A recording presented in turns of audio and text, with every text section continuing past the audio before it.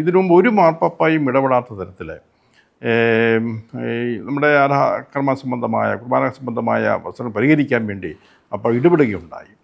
പ്രത്യേകിച്ച് എറണാകുളത്തെ വൈദികർക്കും അമ്മായർക്കൊക്കെ പിതാവ് നേരിട്ട് കത്തെഴുതി ഇത് പരിഹരിക്കണം, ഇത് സഭയുടെ സിനഡിൻ്റെ തീരുമാനം നിങ്ങൾ അനുസരിക്കണം, അത് സിനഡ് തീരുമാനിച്ച് മാർപ്പാപ്പ അംഗീകരിച്ച് നടപ്പിലാക്കേണ്ട ആവശ്യപ്പെട്ട കാര്യമാണ്, അത് നിങ്ങൾ പാലിക്കണം എന്ന് പറഞ്ഞുകൊണ്ട് മാർപ്പാപ്പ കത്തെഴുതുകയുണ്ടായി നേരിട്ട്. ഇതിനും ഒരു മാർപ്പാപ്പായി ഒരിക്കലും അതാണ് ഇങ്ങനെ ചെയ്യാറില്ല, പക്ഷെ അതുപോലും മാർപ്പാപ്പ ചെയ്തു.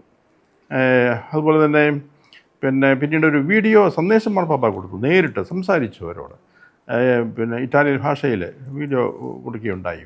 ഇത്രമാത്രം നമ്മുടെ സഭയുടെ കാര്യത്തിൽ നമ്മുടെ സഭയ്ക്ക് ഉണ്ടായിട്ടുള്ള ഈ ഒരു പ്രശ്നം പരിഹരിക്കാൻ വേണ്ടി വ്യക്തിപരമായിട്ട് ഇത്രമാത്രം താഴേക്ക് ഇറങ്ങി വന്ന് അതിൽ ഇടപെടുകയും അത് പരിഹരിക്കണമെന്ന് ആഗ്രഹിക്കുകയും ചെയ്ത മാർപ്പാപ്പയാണ് പാലശ്ശേരി മാർപ്പാപ്പ.